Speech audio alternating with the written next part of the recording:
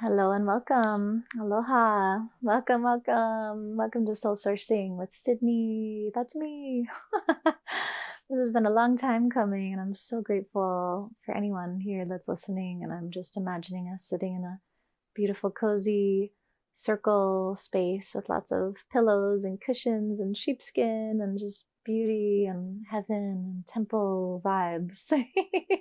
And some tea or some cacao and some roses and the smells of like lavender and myrrh and cinnamon and some yummy like essential oil being passed around, and this feeling of home. That's how I want this to feel. So thank you for joining me, and I welcome you to take a nice big deep breath and just inhaling in to your heart. Arriving, allowing yourself to be present, to fully receive, remember, integrate whatever is here for us to explore today. So, soul sourcing is this modality I was given years ago in my Akashic Records practice. And I was guided to start calling my one on one sessions soul sourcing sessions because we were exploring much more than the Akashic Records and really in addition to, psychic reading and energy healing, I was helping people to really connect to their own source. And this is the essence of soul sourcing, is to understand how you can connect to your own source and higher self, your own soul, and really receive guidance through your own unique truth. And then as a facilitator in the soul source facilitation training, we learn how to do that for ourselves and then how to help other people to do that and how to help them kind of walk the path of embodiment so that they can really trust and feel and remember their truth. We're in such a critical time of mass awakening, and it's so exciting, and it's all the things. It's also really painful and challenging in waves, and it's ecstatic, and it's everything all at once, and it's a lot. And there's also this paradigm shift away from gurus and outsourcing power, and even outsourcing power to psychics and mediums and healers and people that say they can heal you. It's like we're here to feel our own source, to feel our own resource, to be our own guides, to be our own, they say, North Star, because you know your truth. And then the maturity of humanity is being invited forth to be able to relate in a new way in which we can all have different truths and still connect and share and learn. And this is how we learn and grow, is when we have different truths, different vantage points. We can learn and grow and be curious and expand. And so I want to invite us into this type of feeling and to this type of field. This is my intention for this new space. And I was reflecting with a friend yesterday how, I've made Visionary Souls podcast for many years. Maybe you've listened before. And, actually my favorite part, besides the great interviews and hundreds of people I've gotten to, connect with deeply over the years, was making the intros and the outros for each episode. And those ended up being little transmissions themselves. And I felt so authentic and real and pure and just present. There's no video, it was only audio speaking like this. And there's something so powerful about that. And I wonder if it just took me all this time to finally realize that this is what I really want to do now. I love interviewing people, and I'm sure that will come back in some form when it's time. But this is really what I love. This is when I feel most connected to you. There's no screen, there's no video, it's just voice. The voice is so intimate. It's our vibrational signal is through the voice, and it's really the essence of our heart, essence of our soul. You can feel how embodied, present, and at home someone is within themselves based on their voice. You can feel it. I love that feeling. And I love to share in this way. So yeah, my intention for this first episode, we're going to experiment with channeling and bringing through some guidance and insight on the energetic dynamics of the time, and maybe see if there's other healing that comes through when I'm opening up space like this. I'm connecting with all of my different guides, dimensional aspects, different councils, different beings I work with, and frankly, like different parallel, lives that I maintain in other realms where I'm, sourcing insight and guidance from as well. And then I welcome you to invite your guides and your source and your spirit and your knowing here in this space to feel what resonates with you and to bring forth any questions and curiosities and intentions for healing or clarity or anything at all that you have. It's all welcome here. My favorite saying I heard a long time ago from my guides, and it's just become a bit of a mantra. Well, there's two of them. The two are, who you are being is all that's required. Just because you're alive, you're enough. You've already done everything there is to do. You're here.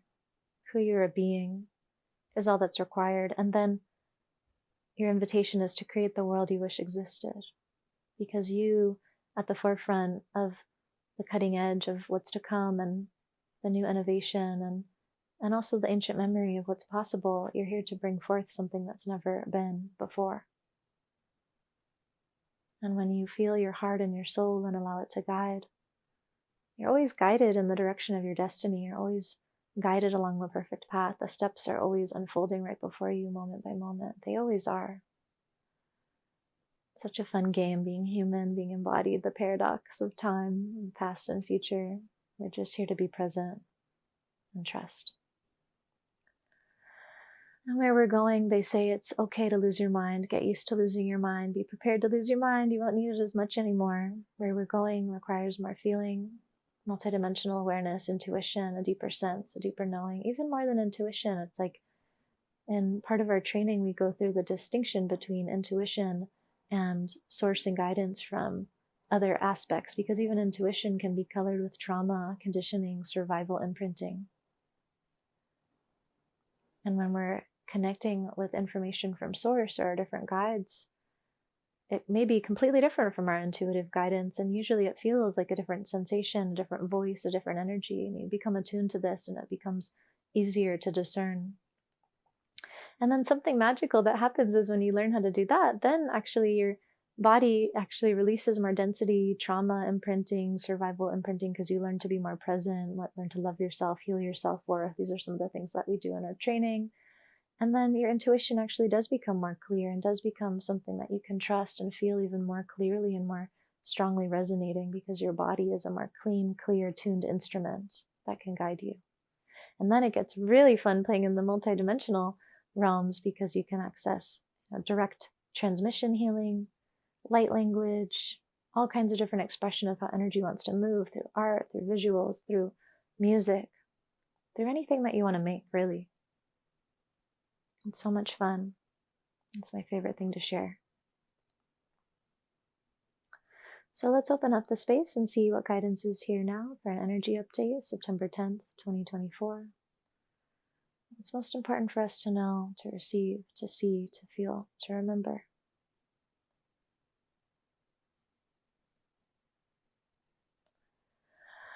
And I'm being guided to name that I'm in Brooklyn, New York. And I welcome you to also claim your space on the planet and name the date, the time, location where you currently are residing. Opening up the field of receptivity to you now.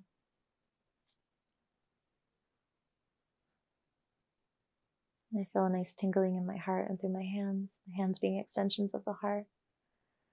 We are meant to create with our hands the beauty that we wish we could experience, and that anything we create is an extension of our heart, of our soul, of our deepest desires and our feeling to remember love.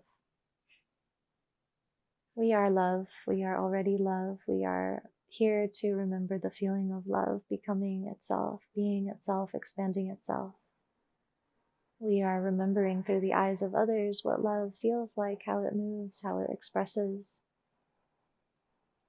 Part of the game was forgetting that which we already are, and then eventually coming home to find what we were seeking was here all along. And now is the time of ending the seeking. There is no more seeking except to seek, really to remember to find yourself, that you are already found, you are already saved. The agendas playing out around saving are really implicitly still fighting and involving old dynamics of war and pitting against one another, which ultimately is a game of separation and is not the highest intention of actually uniting those which have been separated. Some campaigns of saving, they say saving the whales, saving the ocean, saving the planet, saving insert blank. We can reframe saving into uniting. What is missing? That which we thought we were here to save is simply missing something. It's actually not missing anything, but it's missing a different kind of quality, a different kind of care. We're not here to save anything. Saving implies that there is a victim.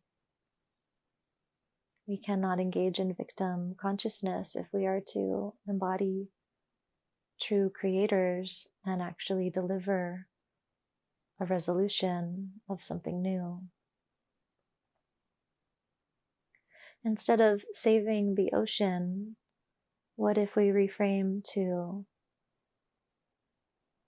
enjoying the ocean and loving the ocean and celebrating the ocean? Celebrating the ocean that is actually within ourselves, being made of 90% water. How do we better care for our own ocean within and take care of our beings and our emotional bodies, which are the ocean of emotion? That really so many of these external calls to save or repair are externalized projections of internal healing being called for deep within. That can feel terrifying to confront or address because it can feel overwhelming and hopeless. But really, at the end of most of the overwhelm is simply the invitation to feel, and that this is a capacity we build with practice, that certain practices and protocols can assist us in developing the capacity, like building new muscles at the gym. You work out and you go work out over time with certain sequences to build capacity. We must do this with our energetic bodies in order to feel that which is meant to process. We have so many incomplete circuits of energy due to the repression long conditioned to not feel all the way through that which is meant to simply metabolize. And then the unprocessed emotions simply get stuck and clog the drain of our electric bodies, which are meant to be clear, free-flowing energy systems.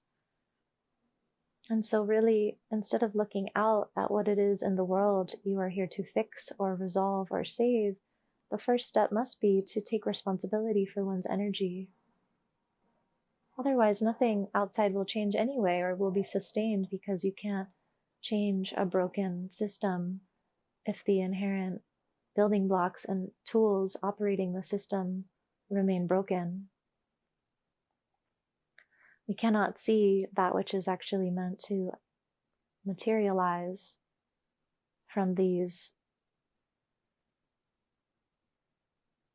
sullied lenses of perception, still wrought with many filters of past conditioning, pain, old belief structures. This is what is being called to clean now at a very deep level, and you may be called to physically cleanse the body. Many intuitively have felt this in the seasonal shift and the equinox forthcoming.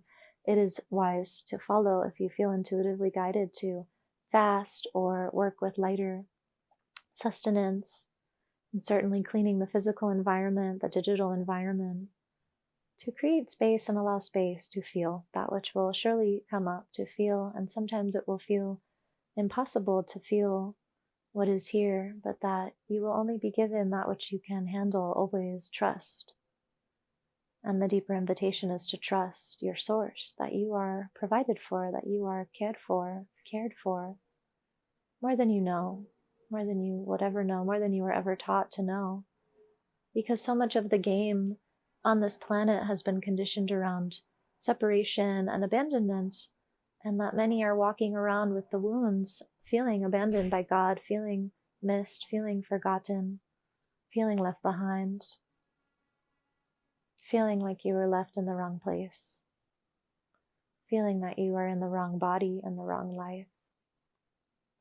This too is part of the initiation, coming home to remember that nothing designed here was by mistake, that it was all designed to learn, to grow, to feel, to understand yourself. How will you come into understanding yourself now? You must look to the resistance, that which you no longer want to see, that which you shy away from, that which you purposely turn away from, is exactly what you must turn towards. Seek to turn towards that which you resist. This is the key to freeing your energy. There's so much energy drained in resisting that which wants to live and flow and be. Some of our deepest desires that have been repressed are the keys to our soul purpose, destiny unfolding, are the keys to our greatest healing, are the keys to our greatest mastery, are the keys to our, what they would call enlightenment. Enlightenment, being filled with light, being filled with the light of God, the light of Source, the light of your soul, the light of who you truly are, knowing that you are all of this. God remembering itself and meeting others in the mirror. How shall you seek to understand, remember, and know yourself today? How shall you seek to feel and meet the resistance that says, don't feel, don't move, don't look? How will you move even a micro movement over towards that which has been held down, held back, held away? Where can you receive support? Where can you call support in? Where can you consciously intend to practice with more mirrors and people that can meet you in the depths and can meet you in an accurate, attuned, reflective way where you feel safe to feel? Well, it might be challenging to feel alone. We're not meant to do this alone. We're not meant to process all of these emotions and memories alone. We're meant to be so alone. We're so alone in this society, in this world, in this design. Currently, there has been so much distortion of aloneness here and now that we must repair and come together intentionally, gather together in ways like the old ways where we support, especially amidst times of great change and great energetic amplification, that we come together and we anchor the higher energy fields together through our bodies and into the earth, and we accelerate our healing, and we accelerate our capacity and our development to hold presence with one another and to metabolize complex memory at this time. Find your community, find your sanctuary, find your home within and with others that can hold you as you feel the deeper layers of yourself becoming revealed.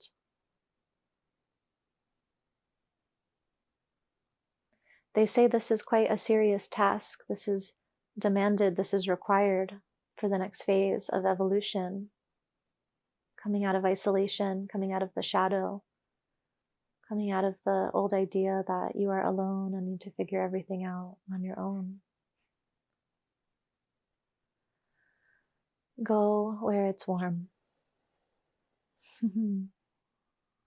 Yeah.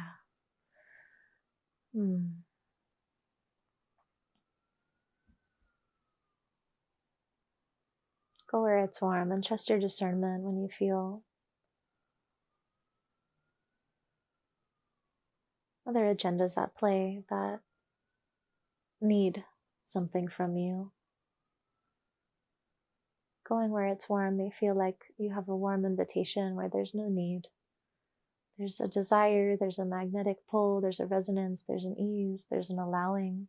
It's a different energy than a need or a pulling at, a hooking into, which so much of our world is really designed around that dynamic of pulling and hooking and captivating, but in a very hypnotic, mesmerizing way that speaks to pain, speaks to the wound, instead of empowerment and seeing someone as a sovereign, empowered soul that is capable and deserving and worthy of meeting other empowered, capable souls. Nobody can save you. There's nothing to save. There's only the invitation to remember and feel. And this is enough for now. That was a fun experiment. I look forward to sharing more in this way. Hope this was supportive I hope this was whatever it was meant to be for you. And thank you for co-creating in the field with me and playing in this fun, very familiar, very ancient, just natural way. It's such a pleasure, such an honor. And yeah, if you want to practice more in a more formal container, I offer sessions, mentorship, and then most importantly, we have our soul source training coming up where you can really play in this way with a highly attuned, beautiful group of beings all over the world, meeting regularly, doing embodiment practice and protocols to expand our capacity and really remember our truth, remember our gifts, and then share with others who also want to walk this path. It's going to be so much fun. We're starting, I think we're going to start now the first week in October, just because I've been given guidance that the energies are stabilizing more after the equinox, and we will do best to meet around that time. I'll be opening up the group field for introductions the week before that. And yeah, it's a beautiful field. I'd love for you to join us if you feel the call.